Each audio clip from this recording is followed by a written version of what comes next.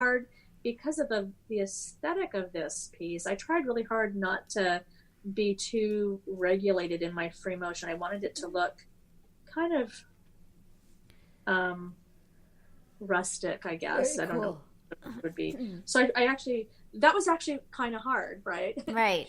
I didn't want to be perfect as close as you can to things. So this was a pretty big stretch for me, I would say. Very cool. And I definitely am going to do a lot more of this once I get done. Cool. Yeah. And then when you put it said textile, mixed media art, and then you put copyright. You put why did you add copyright Kathee Nelson to it?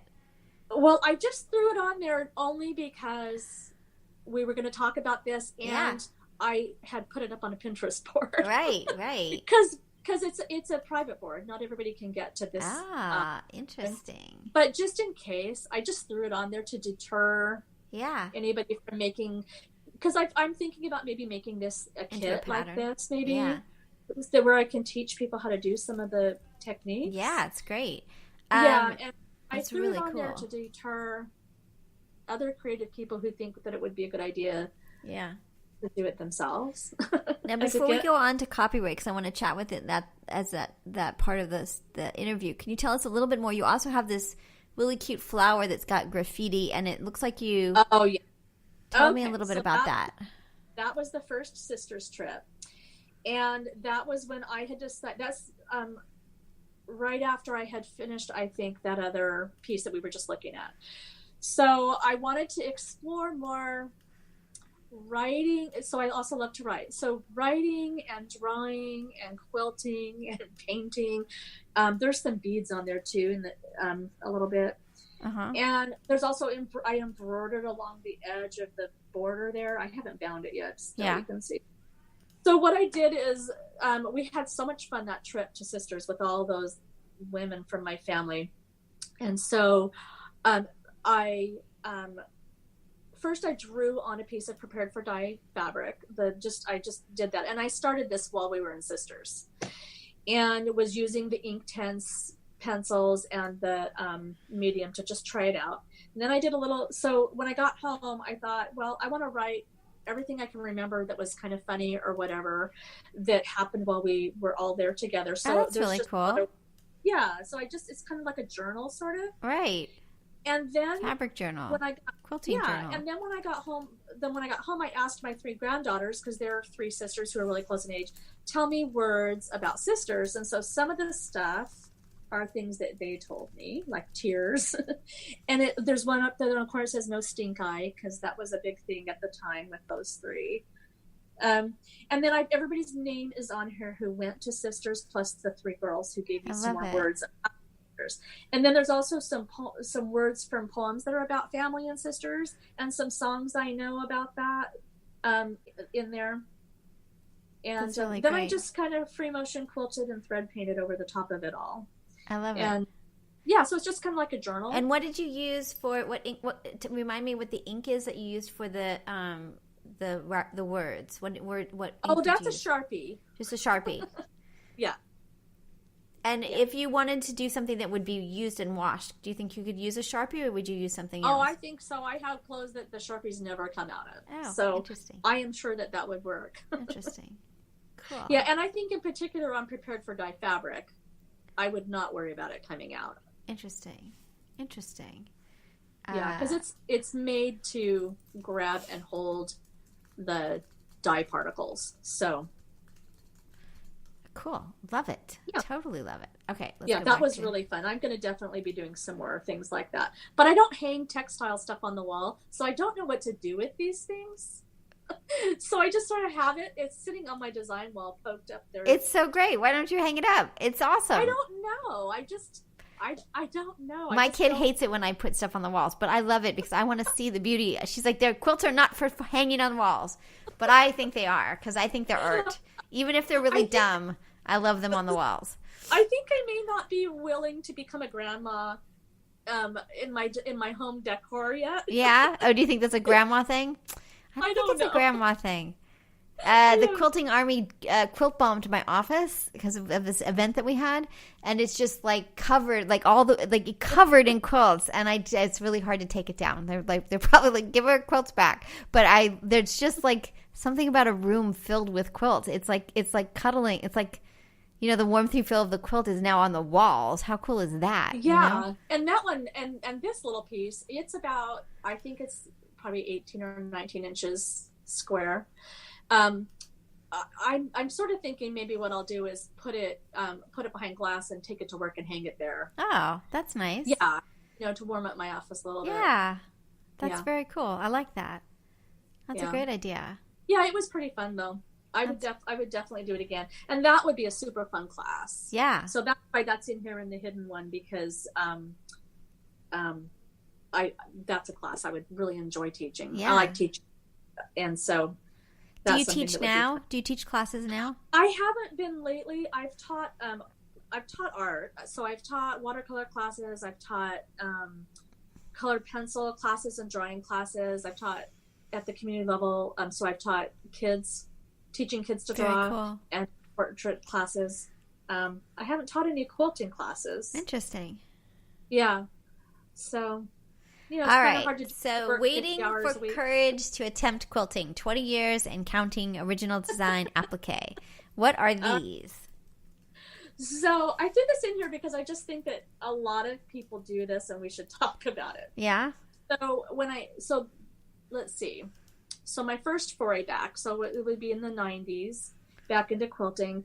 What I really liked was the hand stitching part, but I didn't want to hand quilt. Yeah. So that is a fully appliqued quilt top that I made there. That's really great. I drew the design. It's no pattern for any of it. And I just built, it's kind of like a round robin, you know, where you start with the medallion and you work your way out. That's incredible. I just kept doing it. And then I was scared to quilt it. Because you were afraid you would mess it up? Is that why? Yeah, that was a lot of applique. And I didn't that was a lot of applique. See, I know. It's funny. Every now and then I pull it out. When I pulled it out and put it up to take a picture for you, I thought, oh, I really like that quilt top. But I just like, oh. So, you know, part of the problem is I did it on white muslin because I didn't know any better. And so, you know, it's not going to be a quilt that's going to be a fort quilt. Yeah. Right? Not a fort quilt. This would not be a fort quilt. It's not beautifully appliqued. I mean, I can see now. I mean, I would do such a better job now. So it needs to be like properly quilted to sort of hide the imperfections as much as I can.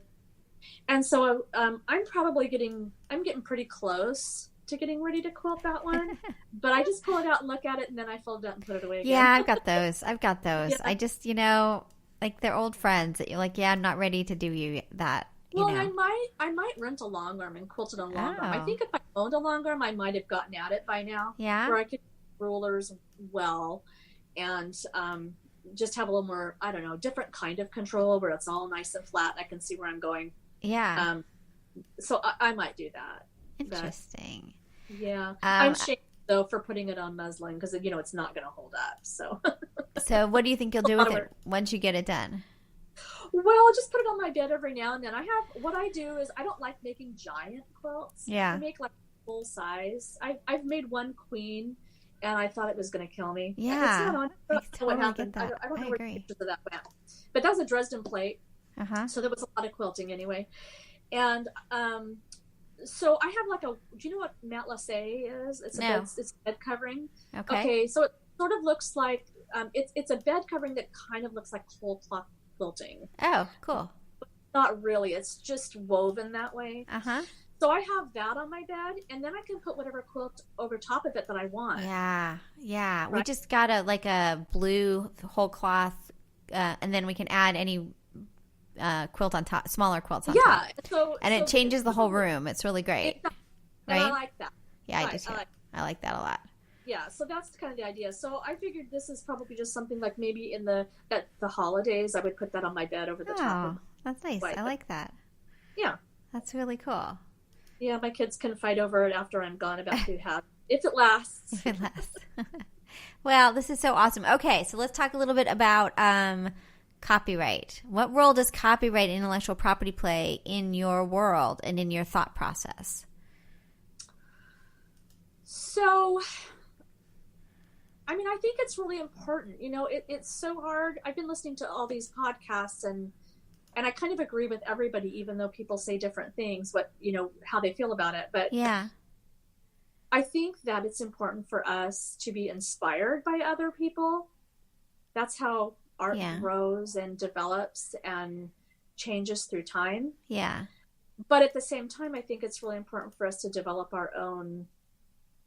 If we're going to go out and either teach it or sell it, or it's the commercialization that pushes it into needing it to be your own property, not somebody else's. Yeah.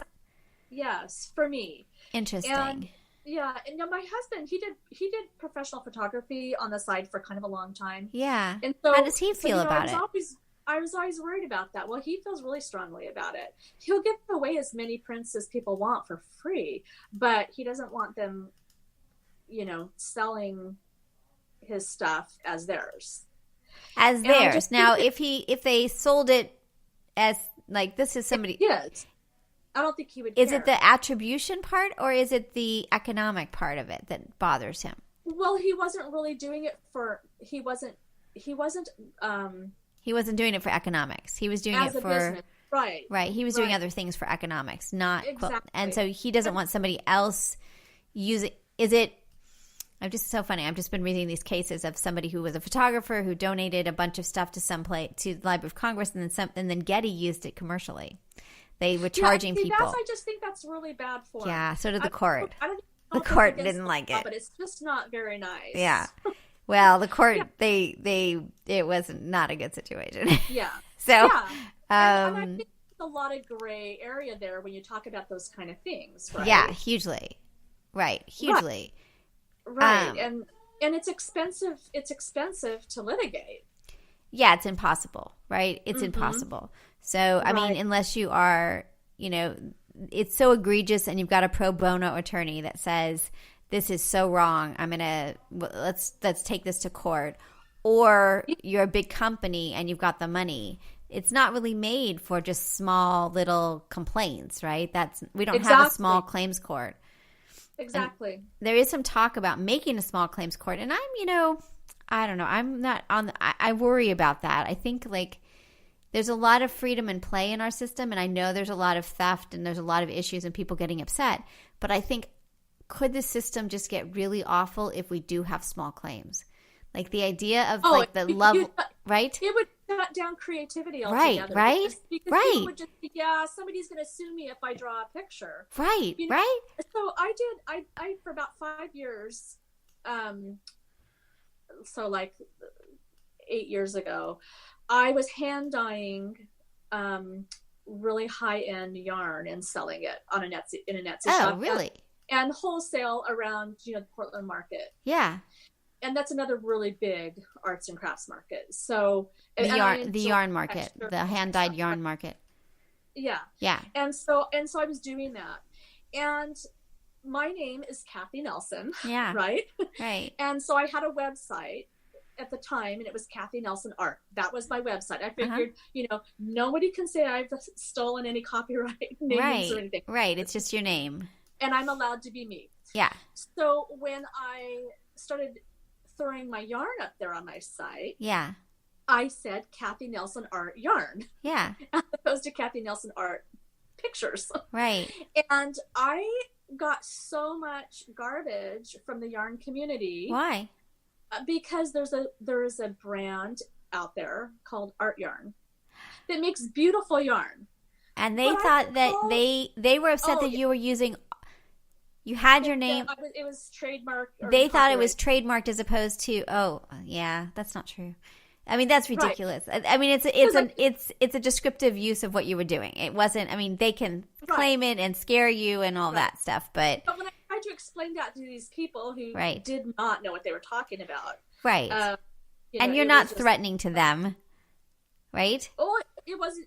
No, and it wasn't the Art Yarn company that reached out to me. Oh, really? Other competitor yarn dyers. So I just think trying to Really? get me off the market, I don't really know, right? That's really weird. Okay, I don't really understand. I mean, I think, you know, so I don't know how to say this without being offended. I try not to offend people. I don't know so there's this case, I'll do it this way. There's this case about Victor's Little Secret and Victoria's Secret,